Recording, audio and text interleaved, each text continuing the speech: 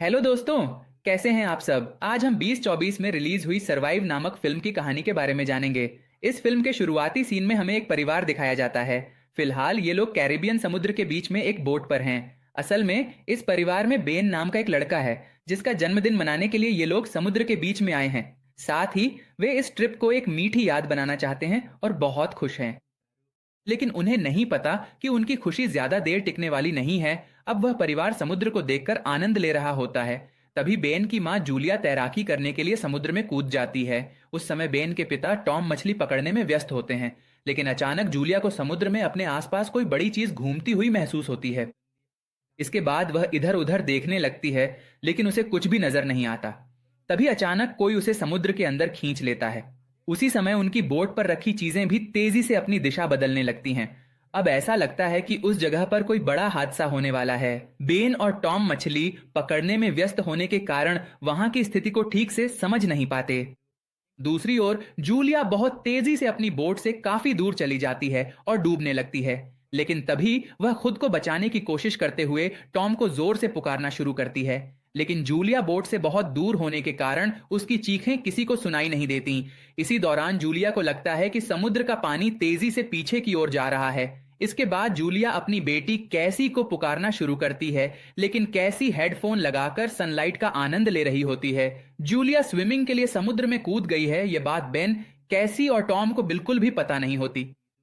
अब जूलिया धीरे धीरे अपनी फैमिली से और भी दूर होती जा रही थी। लेकिन तभी किस्मत से टॉम को जूलिया की आवाजें साफ साफ सुनाई देती हैं। इसके बाद टॉम जूलिया को देखकर उसे बचाने के लिए तुरंत पानी में कूद जाता है। दूसरी ओर बेन बोट का इंजन स्टार्ट करके उन्हें अपनी ओर ले जाता है। सौभाग्य से टॉम जूलिया को डूबने से बचा लेता है। इसके बाद जैसे ही वे बोट के पास आते हैं, जूलिया उन्हें बोट पर चढ़ा लेती है। इसके बाद जैसे ही वे बोट पर चढ़ते हैं, वह अपनी बेटी कैसी पर गुस्सा हो जाती है कि जब उसकी माँ स्विमिंग के लिए समुद्र में उतरी थी तब वह ध्यान क्यों नहीं दे रही थी।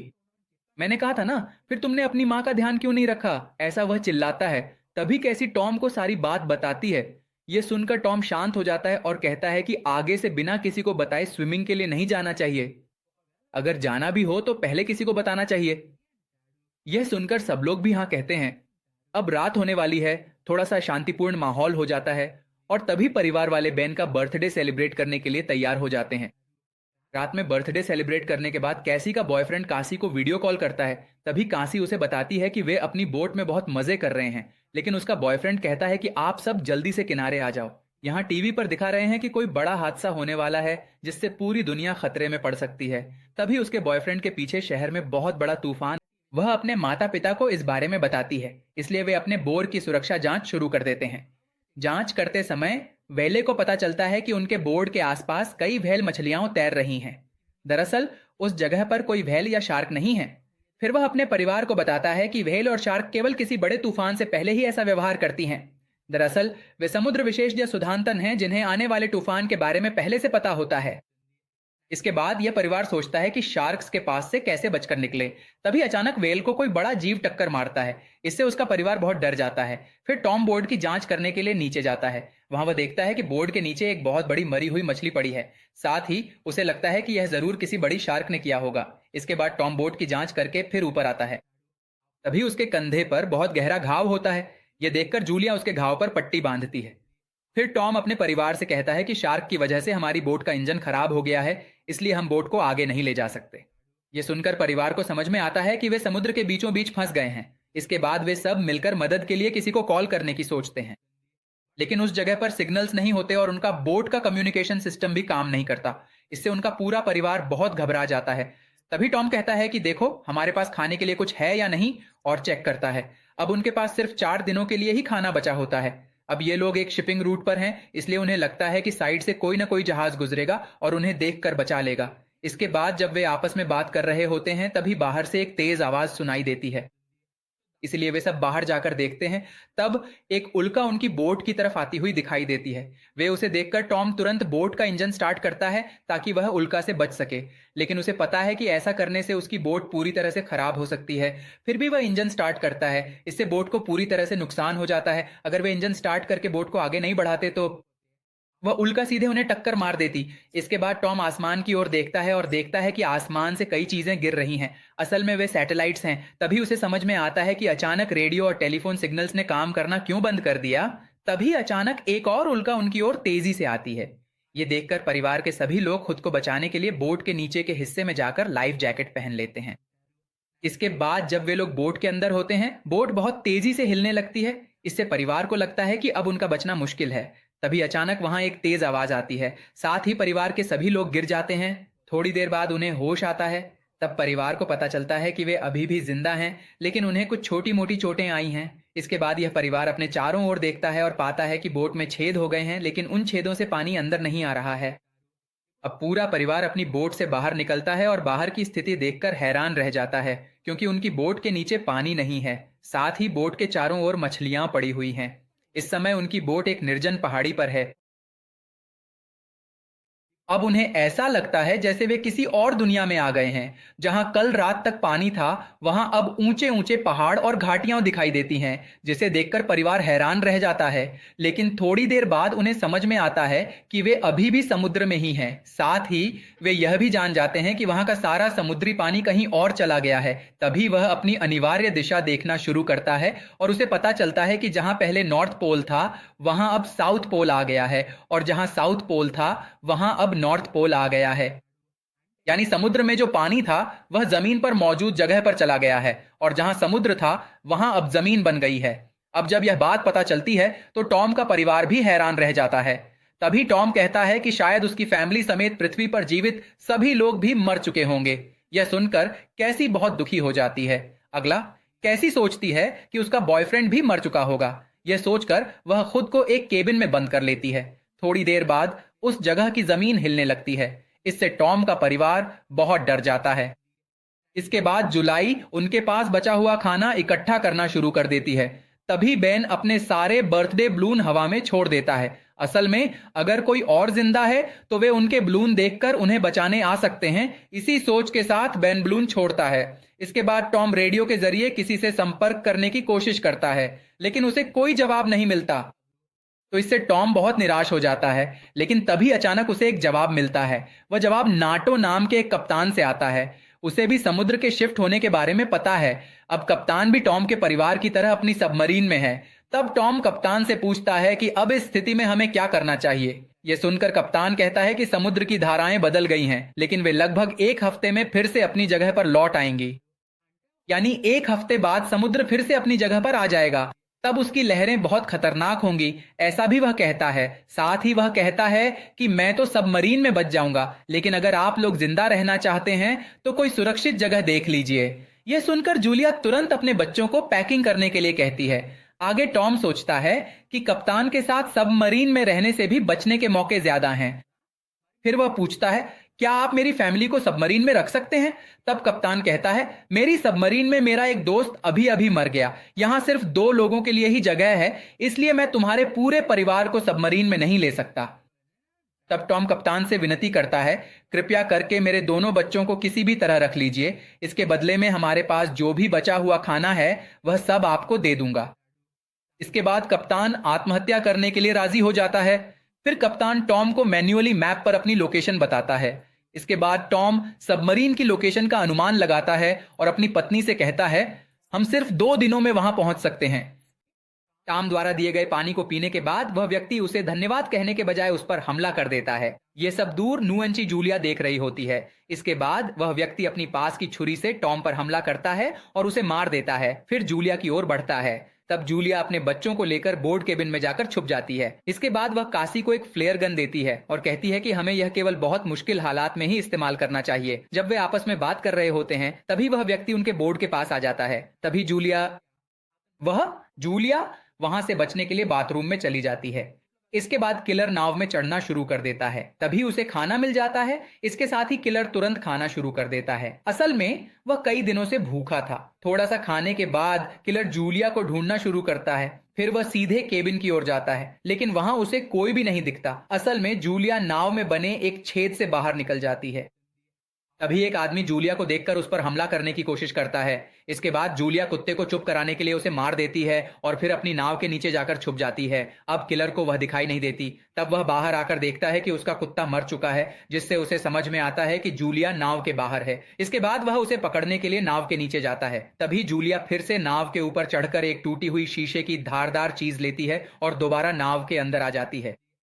लेकिन तभी किलर जूलिया के पास आकर उसके बाल पकड़कर उसे मारता है। तब जूलिया खुद को बचाने के लिए बहुत कोशिश करती है। उसी समय उसकी दोस्त आकर कहती है कि चलो मिलकर खुद को बचाते हैं, और वह किलर को शूट कर देती है। इससे वह आदमी दूर गिर जाता है, लेकिन उसे कुछ नहीं होता। पर उन्हें भागने का एक मौका मिल जाता है। तभी अचानक नाव में छेद हो जाता है। यह देखकर जूलिया अपने दोनों बच्चों को बचाने के लिए दौड़ती है। वह उस नाव से बाहर आ जाती है। अगली बार जब जूलिया नाव से बाहर आ रही होती है तो वह किलर फिर से उस पर हमला करता है। तब जूलिया उसे लात मारकर नीचे गिरा देती है। इसके बाद जूलिया और उसके बच्चे टॉम की मृत शरीर के पास जाते हैं। वहां कैसी और बेन अपने डैडी को देखकर रोना शुरू कर देते हैं। तब बेन खुद को अपने पिता की मौत का जिम्मेदार मानता है। वह सोचता है कि अगर मैंने गुब्बारा ऊपर नहीं छोड़ा होता तो वह आदमी उन्हें देखकर यहां नहीं आता। इसके बाद जूलिया भी अपने पति को पकड़कर रोती रहती है। तभी किलर जलती हुई नाव से बाहर आता है। यह देखकर जूलिया समझ जाती है कि वहां रहना सुरक्षित नहीं है, और वह अपने दोनों बच्चों को लेकर वहां से भाग जाती है। थोड़ी देर बाद जलती हुई नाव फट जाती है। फिर जूलिया और उसके बच्चे भागते हुए बहुत दूर चले जाते हैं। इसके बाद वे एक पहाड़ी के पीछे रुककर आराम करने लगते हैं। वे सोचते हैं कि किलर ने अब उनका पीछा करना छोड़ दिया है।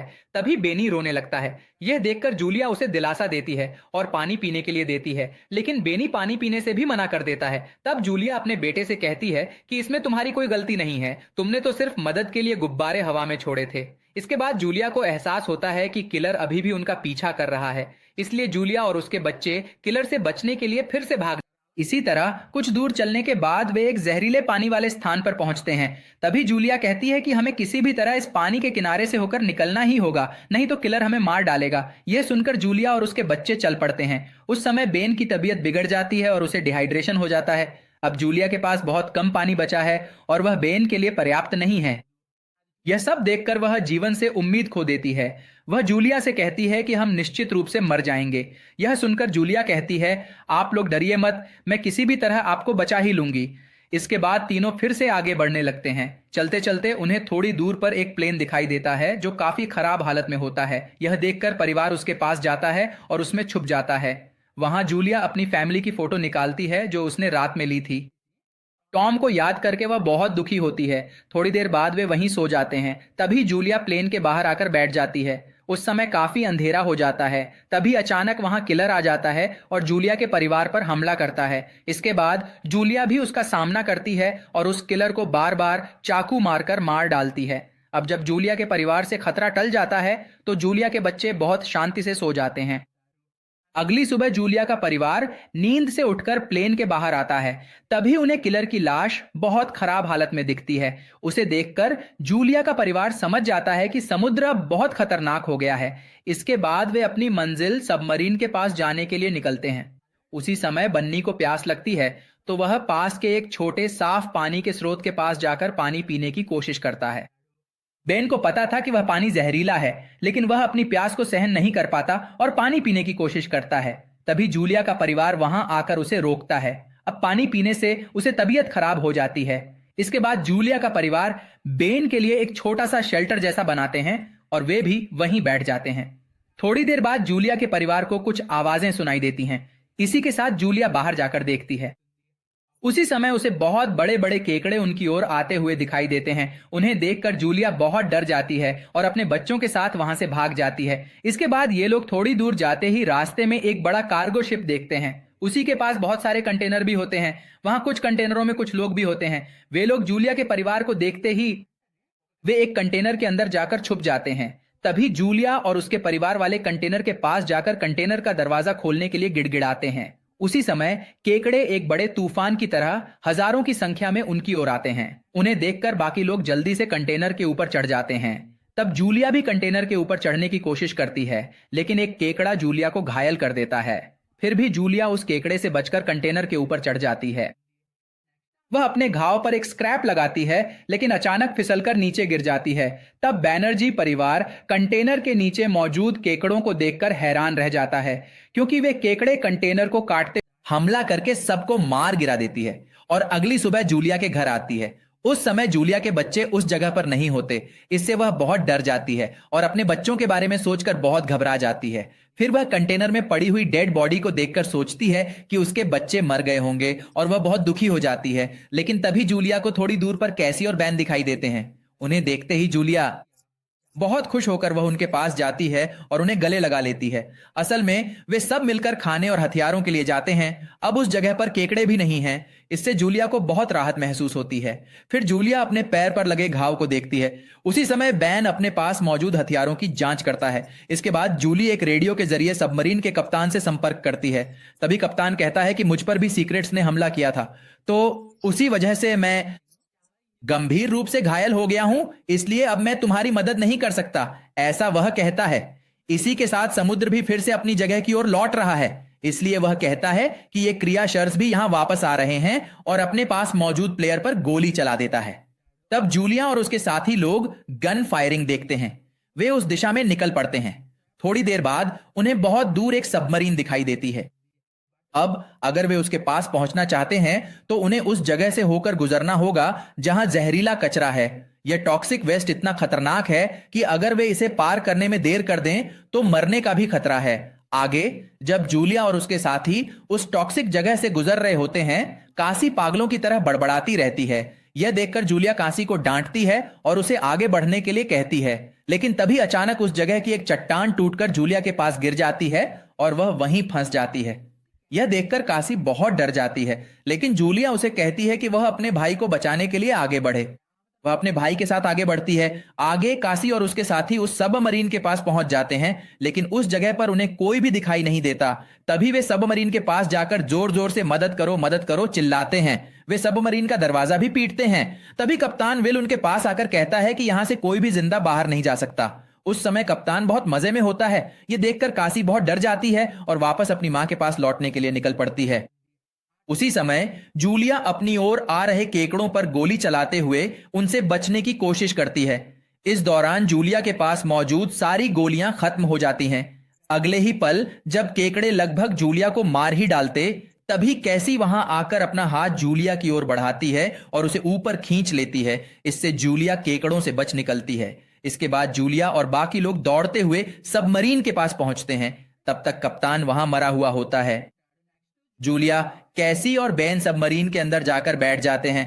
उसी समय केकड़े सबमरीन को घेर लेते हैं। थोड़ी देर बाद जब जूलिया और बाकी लोग सबमरीन से बाहर देखते हैं तो उन्हें पास में एक बड़ा समुद्री गोला दिखाई देता है। उसी